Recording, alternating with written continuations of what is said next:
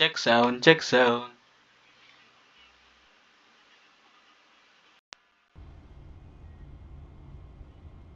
Welcome to Minden, Nevada, just across the ridge from beautiful Lake Tahoe. Minden is world-renowned for its soaring conditions, and many records have been set here over the years. Today looks like a great day for a lesson. You're sitting in the DG-808S, a state-of-the-art glider built for competition soaring. Today you'll get familiar with the features and flying characteristics of this sophisticated aircraft. The most obvious difference between a glider and a powered aircraft is its lack of an engine. To get in the air, you'll be towed aloft by another aircraft known as a tow plane or tug. Press Control-Shift-Y now to let the tow plane know you're ready for takeoff. Once you're moving, expect the glider to lift off much sooner than the tow plane. Be patient and just level out while the tow plane gains speed.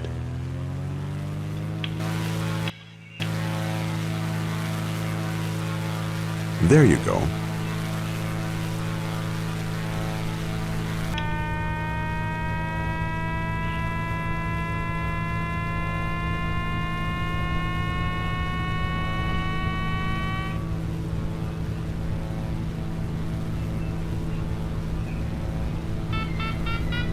You're airborne. Level off until the tow plane is off the ground. That beeping you're hearing is the variometer. I'll explain it later.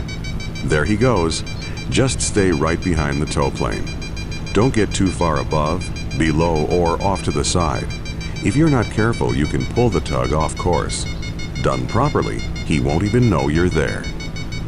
Go ahead and raise the landing gear now by pressing G.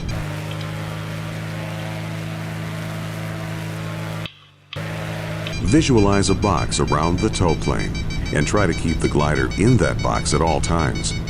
You'll know you're getting outside that box when you can see the sides, top, or bottom of the tow plane. It's best to stay just a bit high on the tow.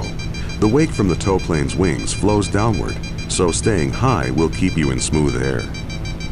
You've only paid for a tow to 2,500 feet above the ground, so he'll expect you to release at that height. That's about 7,200 feet on the altimeter. The tow rope release is the yellow knob on the bottom left side of the instrument panel. To release the rope, you can click it or press Shift-Y, but don't touch it until you're at altitude. That would make for an awfully short flight. Speaking of shorter than expected flights, there comes a time in every glider pilot's career when he doesn't make it back to the airfield as intended. Either through bad decision-making or lack of lift, he or she has to put the glider down in a field. This is called landing out. It's actually quite routine in cross-country soaring, but it's embarrassing nonetheless.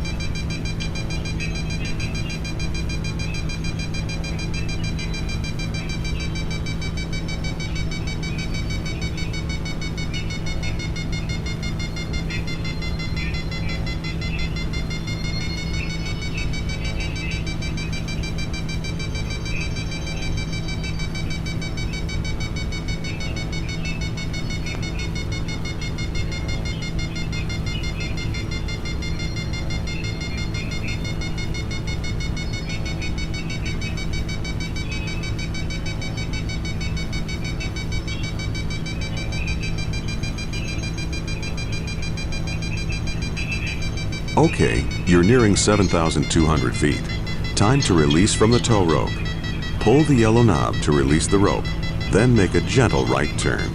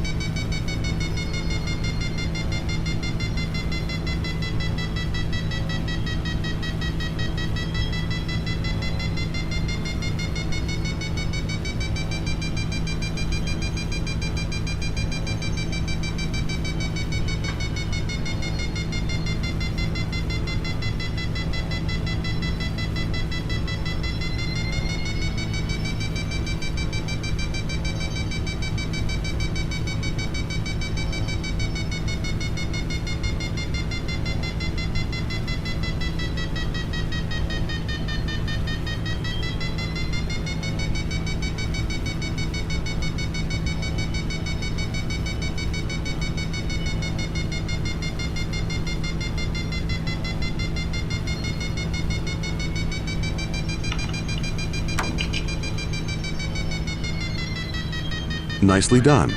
Now level off and trim the glider to fly at 80 knots. Now that you're on your own and powerless, you'll need to find rising air to stay aloft. Keep flying straight and level, and I'll explain what to do next. Rising air, or lift, comes in a few different forms. The most common variety is a thermal. A thermal is simply a volume of air that's been heated by the sun and is hotter than the surrounding air. This causes it to rise into the sky in a column. On a sunny day, if you see a soaring bird flying in circles without flapping its wings, it's because it's found a thermal. This is exactly what you'll attempt to do. You'll generally find thermals rising above surfaces that absorb the sun's heat more than the surrounding terrain.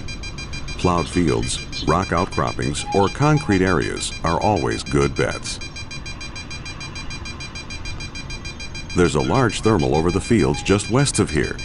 Head west so you can find some lift. Just like a powered aircraft, this glider has a vertical speed indicator that shows how fast the glider is rising or descending. It also has a variometer, which is a more precise instrument that indicates the vertical speed of the air you're flying through. You'll find the variometer just below the airspeed indicator. There's also an audio cue to help you find and stay in rising air. Beeping means the air is rising. The higher pitch the beeping, the faster the air is moving upwards. A steady tone means the air is either still or descending. The lower the tone, the faster the air is sinking. With these aids, as soon as you enter or exit a thermal, you'll know it.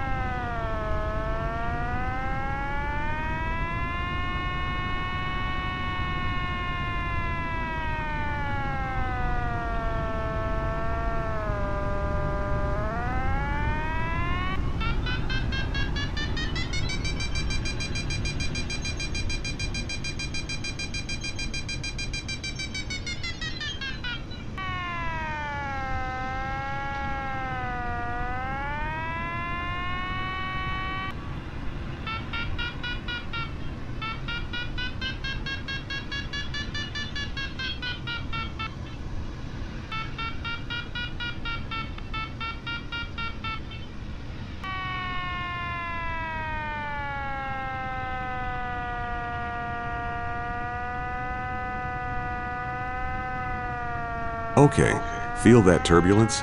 That's the telltale sign that you're close to a thermal. Just keep flying level and you should hit lift.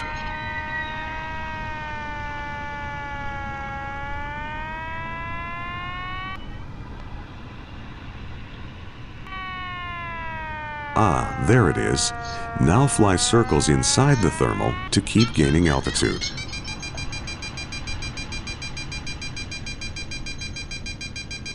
Ready to test your skill? Above you is a green gate. Keep gaining altitude until you can glide through it. The gate is at 8,300 feet. You'll need to clear all 7 gates to successfully complete this mission. The secret to maximizing your time in a thermal is to stay slow. Try and keep your speed at 80 knots. Pull back on the stick to slow down.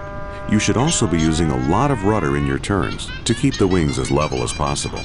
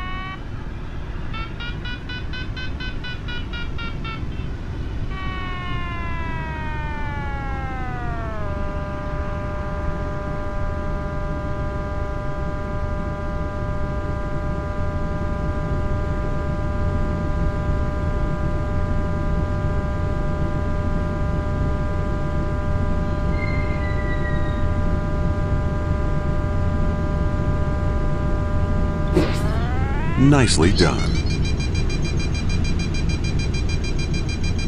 Now that you're familiar with thermals, it's time to explore another type of lift, ridge lift.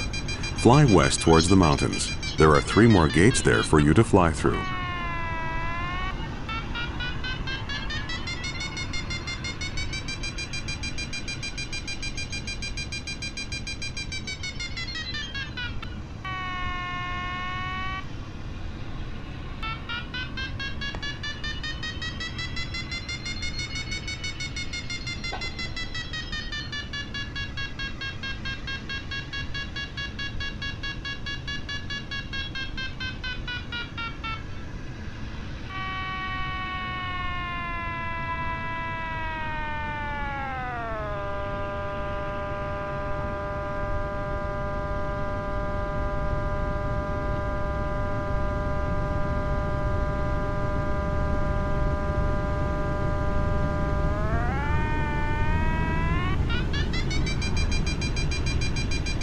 All right, you're over the foothills. You should be feeling some lift soon.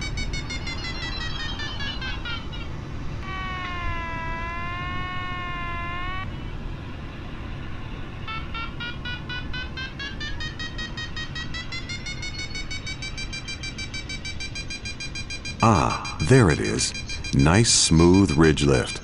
To stay in this lift, turn and fly parallel to the mountain. When you feel the lift waning, turn away from the mountain and do it again. Ridge lift occurs when the wind is blowing up and over a hill or a mountain. This generates an area of rising air or lift on the windward side of that hill. Instead of circling like you would in a thermal, to make the most of ridge lift, you'll fly a back and forth pattern in front of the hill. You'll gain altitude with every pass. There are some dangers associated with ridge lift. You're flying in close proximity to the mountains, so there's no room for error. Always turn away from the hill.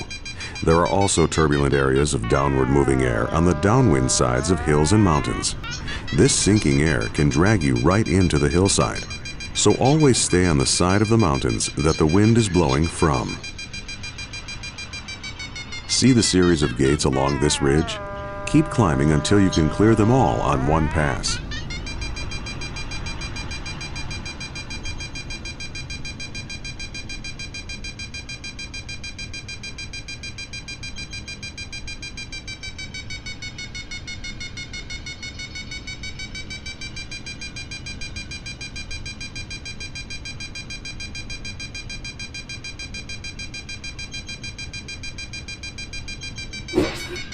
There's one gate.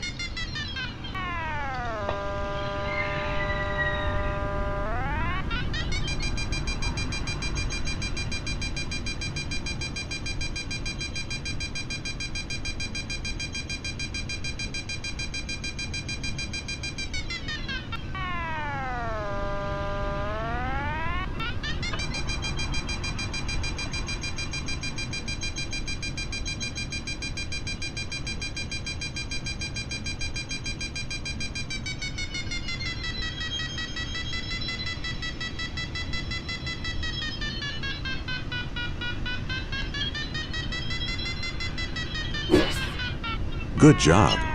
One more.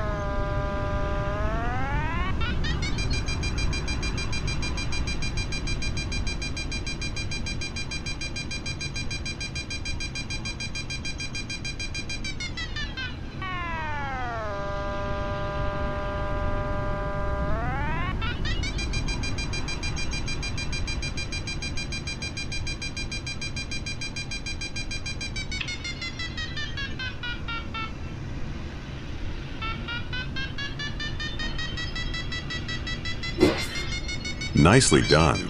Okay, take a rest and cruise for a bit. Head west over the ridge toward Lake Tahoe. See the last set of gates? Head in that direction. Trim the glider to fly at 100 knots.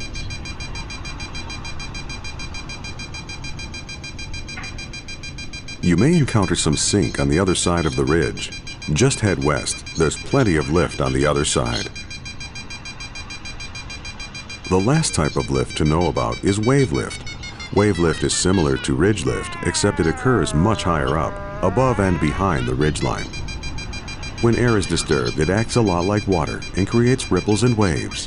As an air mass moves up and over a mountain range, it pushes the air above it up and out of the way.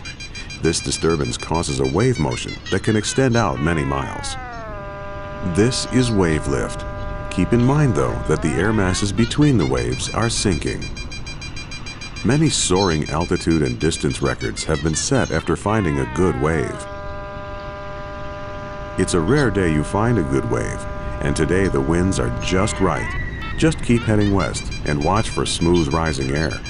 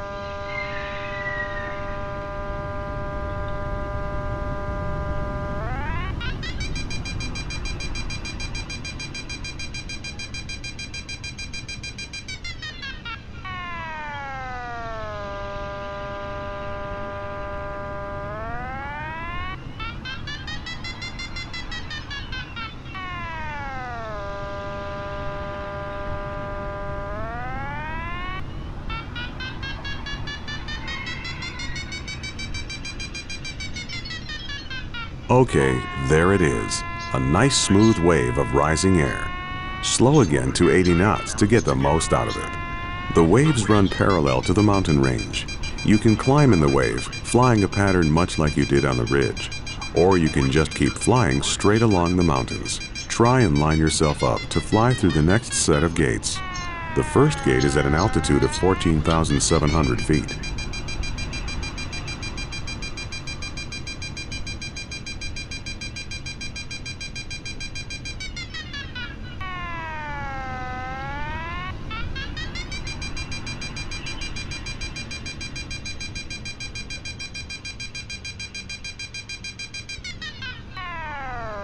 Ready to learn some more about this glider? A heavier aircraft penetrates the air better as it has more inertia. This means more speed. Many racing sailplanes carry ballast so they can fly faster. Ballast is weight added to the aircraft in the form of water. This extra weight means the glider won't thermal as well, so sometimes in low lift areas you'll need to drop that extra weight. This is done by opening valves to jettison the water. Don't do it now as you'll need the speed to get home, but the valves are controlled by the chrome handles on the right side of the cockpit. Next subject, flaps. Lift itself creates drag, and drag slows you down. Gliders usually have an enormous amount of extra lift. When you fly fast, this extra lift isn't needed, it just slows you down. To reduce the lift, this glider features a negative flap setting. Once the flaps are at 0 degrees, just press F6 again to move the flaps into the negative range. To set the flaps to neutral again, press F5.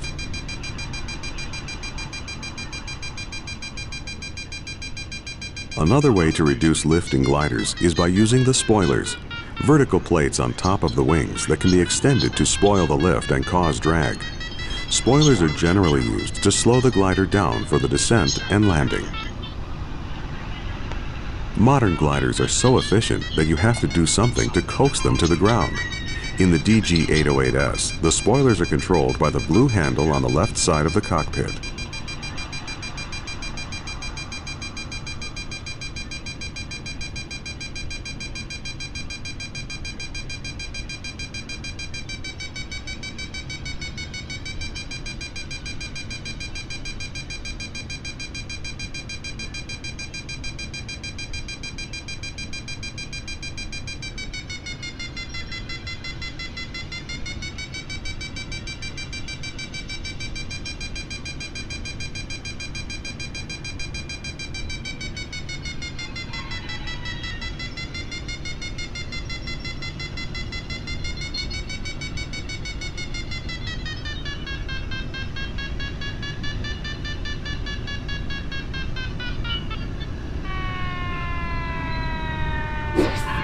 That's one.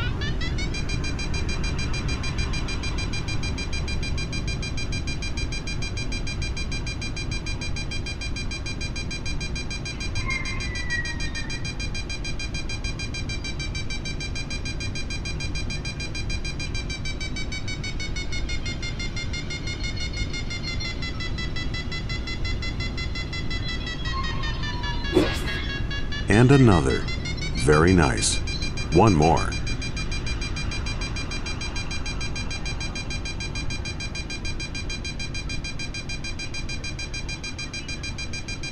This game is pretty hard.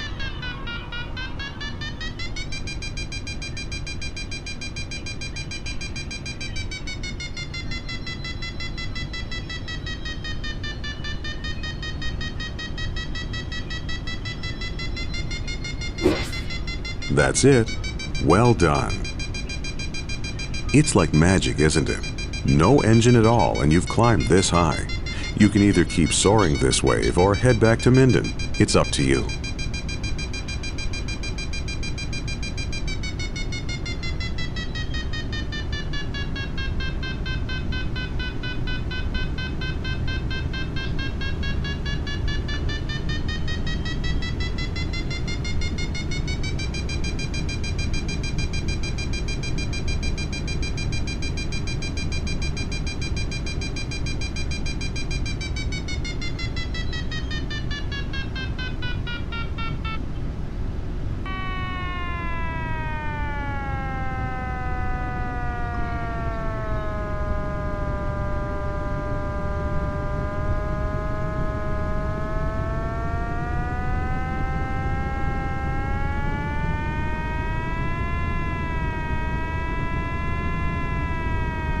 This is the perfect time for those negative flaps. Press F5, then F6, and watch your speed increase. Careful not to exceed 140 knots.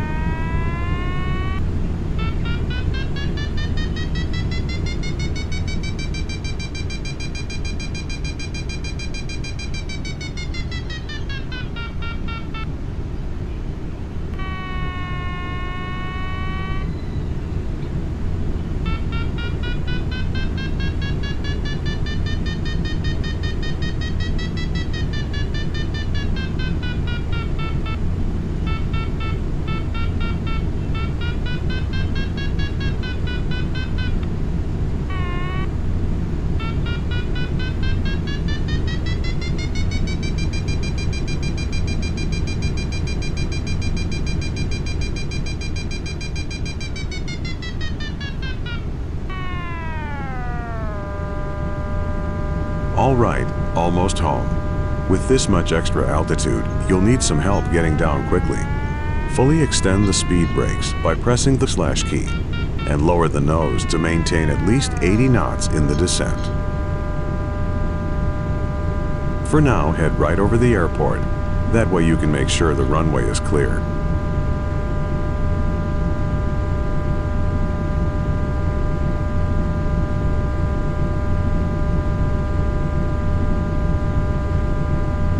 Watch your speed. Any faster and you'll overstress the airframe.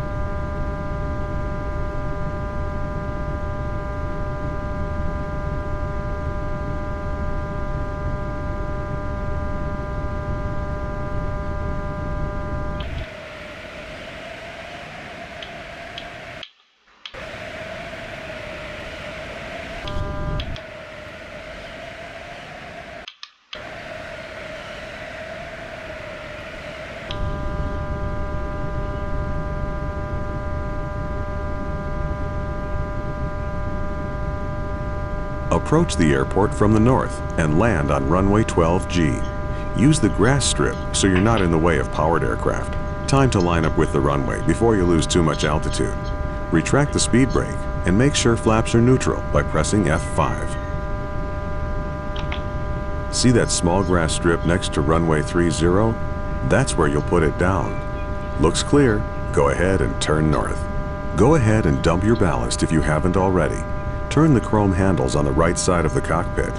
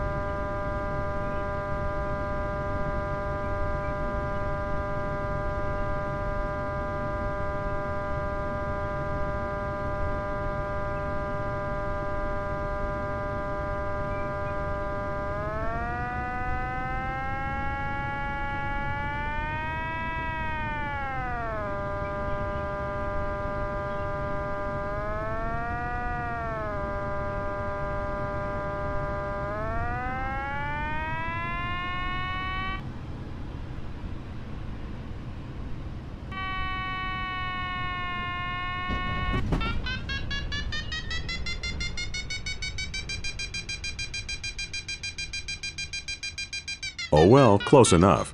At least you're on airport property. Great flight today.